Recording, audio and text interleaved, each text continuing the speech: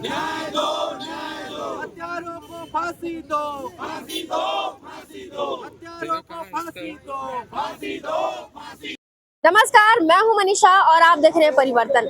आपको बता दें कि बलरामपुर में एक हत्या किया गया है, वो भी सरकारी कर्मचारी बोल सकते हैं, एसडीएम और तहसीलदार के द्वारा, और तहसीलदार का अभी तक गिरफ्तारी नहीं हुई है। उस मामले में आज यहाँ पे अंबिकापुर घड़ी चौक में कैंडल मार्च किया जा रहा है और ये मांग है कि तहसीलदार को गिरफ्तार करो। यहाँ पे मौजूद है कार्यकर्ता, उनसे बात करते हैं कि कैंडल मार्च कर रहे हैं और क्या इनकी मांगे हैं। दादा, क्या मांगे हैं आपकी? हंसपुर ग्राम में घटित घटना नरेश राम की जो हत्या हुई है एसडीएम के जांच टीम के द्वारा, जबकि अभी जो मंत्रालय से जो निलंबन आदेश आया है, उस आदेश में कहा गया है कि सिर्फ और सिर्फ एसडीएम करुण डहरिया का ही नाम आ रहा है। जब टीम की बात हो रही तो उस टीम में कौन कौन और उनके साथी थे उनका नाम उजागर नहीं किया जा रहा है, जिससे जो मेन अपराधी है वो जो हत्या किया है वो बच रहा है। इसलिए आज कैंडल मार्च के माध्यम से नरेश राम की आत्मा के शांति के लिए हम श्रद्धांजलि अर्पित करते हैं, क्योंकि ये दुखद बात है कि जो निर्दोष व्यक्तियों की प्रशासन के द्वारा जो हत्या किया गया है उसकी हम घोर भर्त्सना करते हैं, घोर निंदा करते हैं और छत्तीसगढ़ सरकार को यह आगाह करना चाहते हैं कि जो हत्यारा हैं उनको संरक्षण न दें और जितने भी उसमें संलिप्त जो जांच में पाए जा रहे हैं, जितने भी आरोपी है उनको सार्वजनिक किया जाए, सबको सब जेल में डाला जाए। और जेल में नहीं डाला जाएगा तो यह आंदोलन और उग्र होने वाली है। यह तो हम लोग अभी टेलर है। आपको बता दें कि जिस एसडीएम ने हत्या किया है, आपको बता दें कि जो घटना हुई थी उस गाड़ी में एसडीएम और तहसीलदार दोनों थे, जिसमें सिर्फ एसडीएम की गिरफ्तारी हुई है, तहसीलदार की गिरफ्तारी नहीं हुई है और तहसीलदार को बचाने की कोशिश की जा रही है। बात करते हैं और भी क्या मामला है, बता देंगे। देखिए, एक्चुअली में मामला ये है कि वहाँ पर बॉक्साइट का अवैध खनन होता है और ये जो प्रशासनिक अधिकारी हैं उनके संरक्षण में हो रहा था, और ऐसा जानकारी मिली कि करोड़ों रुपए का हर महीने इसमें इनकम वो लोग किया करते थे और ये जो है खनिज माफियाओं को संरक्षण दिया करते थे। इनमें हुआ क्या था कि इनके जो गुर्गे थे वो लोग अपना परिवहन कर रहे थे और ग्रामीण जो है अपना क्या बोलते हैं गेहूं अपना सिंचाई करके आ रहे थे। तो इन लोगों ने देखा तो उसको रोकने का प्रयास किया, और जब प्रयास किया तो ये लोग अपना उनको बताए, एसडीएम साहब तहसीलदार साहब सब आए और आ करके मारपीट किए, जिसमें एक वृद्ध की मृत्यु हो गई, जिसके विरोध में आज हम लोग ये कैंडल मार्च रखे थे। और हम शासन प्रशासन से अनुरोध करना चाहेंगे कि जो लोग भी उसमें शामिल थे सबको उनको गिरफ्तार करें, और मेरा यह भी मांग है कि उनको गिरफ्तार ही नहीं उन्हें बर्खास्त किया जाए। इस प्रकार से एक प्रशासनिक अधिकारी द्वारा इस प्रकार से कृत्य किया जाना जो एक न्यायिक व्यवस्था पर भी होता है, तो ये बहुत ही दुर्भाग्यजनक है। मैं ट्रिपल इंजन पर बैठे सरकार से अनुरोध करूंगा कि इनको बर्खास्त करके जेल में डालें। जिस तरह से सरगुजा में अपराधें बढ़ रही हैं, क्या कहेंगे इसके? अपराध बढ़ रही है, इसका मतलब यह है कि शासन ढीला डाला है। जब शासन ढीला डाला रहेगा तभी अपराध बढ़ेगा। सही बोल रहे। अपना नाम बता दीजिए। महेंद्र प्रताप सिंह टेकाम। क्या बोलेंगे?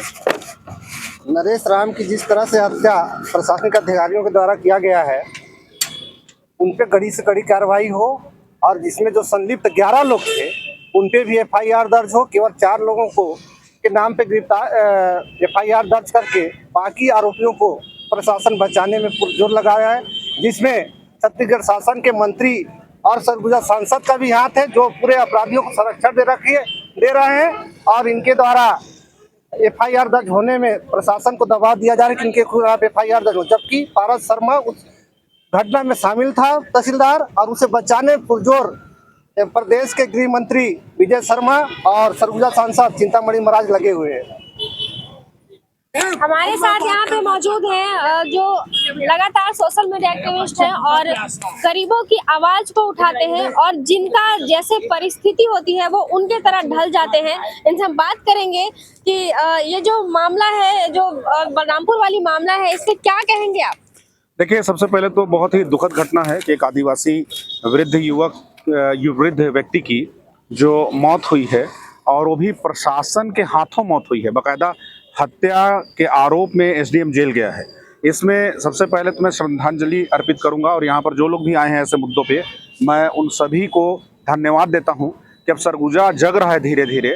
कुछ लोग जो भूमाफिया हैं, रेत माफिया हैं, भाजपा कांग्रेस दोनों मिलकर सांठ-गांठ करके चलाते हैं, वो अभी तिलमिलाए हुए हैं। देखिए, क्योंकि अब सरगुजा जग रहा है।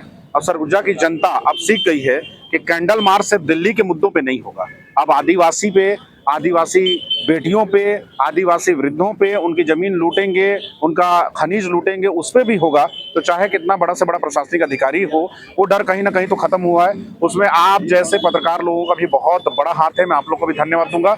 श्रद्धांजलि अर्पित करते हुए एक बात मैं कहूंगा, लेकिन क्योंकि जितना मुझे कानून पता है, हत्या का जो मामला दर्ज किया है पुलिस ने कहीं ना कहीं ईमानदारी का एक पहचान दिया है और तुरंत गिरफ्तारी भी की है। उस दबाव में नहीं आया कि प्रशासनिक अधिकारी है, एसडीएम को अगर हम गिरफ्तार करेंगे तो बदनामी होगी। अमूमन ऐसा होता है। तो जो बलरामपुर पुलिस अब तक बदनाम थी, और जो मेरे अनुसार व्यक्तिगत जो मेरी अपनी समझ है, जो हमेशा आए दिन कस्टोडियल डेथ के लिए जानी जाती थी, थानों में आग लगाते थे, वहां पर उसने एक समझदारी से निर्णय लिया है। अब हमें एकजुट होकर के राजनीतिक दबाव, क्योंकि नेता क्या होते हैं, अपने स्वार्थ के लिए दबाव बनाते हैं।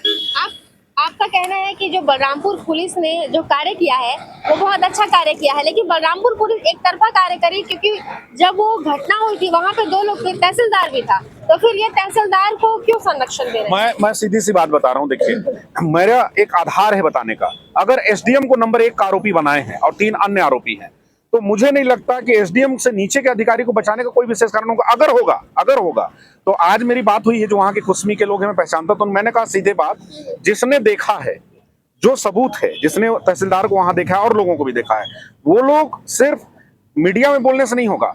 आपको मैं ज्ञापन बना दे रहा हूं, आप वहां जाइए और बताइए वहां के पुलिस अधीक्षक से और यहाँ आईजी सरगुजा से कि एक उम्मीद बंधी है हमें पुलिस से कि सर ये था, मैं इतने बजे था, घटना मैंने ऐसे देखा था। और उनके हलफनामा देने के बाद अगर पुलिस नाम नहीं जोड़ती है, अगर स्वतंत्र गवाह है, तो उनको नाम जोड़ना पड़ेगा, क्योंकि इसमें 34 की धारा पुलिस ने लगाई। 34 का मतलब हुआ कि सम्मिलात में सब लोग एक जैसे ही वैसा कृत्य करें, यानी बराबर।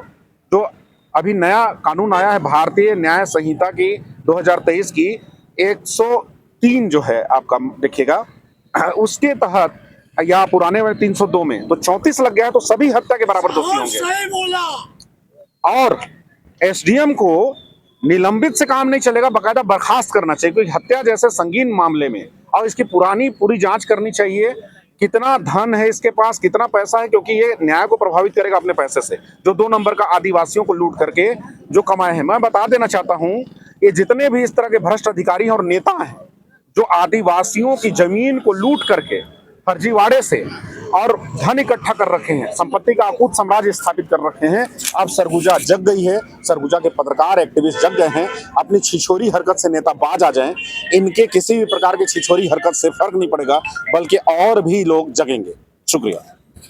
देख रहे हैं कि अभी एक तो सीएम का बयान आया था जिसमें नक्सलवाद खत्म करने की बात हुई है 31 मार्च तक, लेकिन यहाँ नक्सलवाद तो छोड़िए, यहाँ लगता है कि सरकारी कर्मचारी जो है वो खुद ही नक्सलवाद पे लगता है कि आगे बढ़ रहे हैं। यहाँ पे कांड पे कांड और घटना पे घटना हो रहे हैं, और छत्तीसगढ़ में और सरगुजा में कस्टोडियल डेथ के मामला बढ़ते जा रहा है।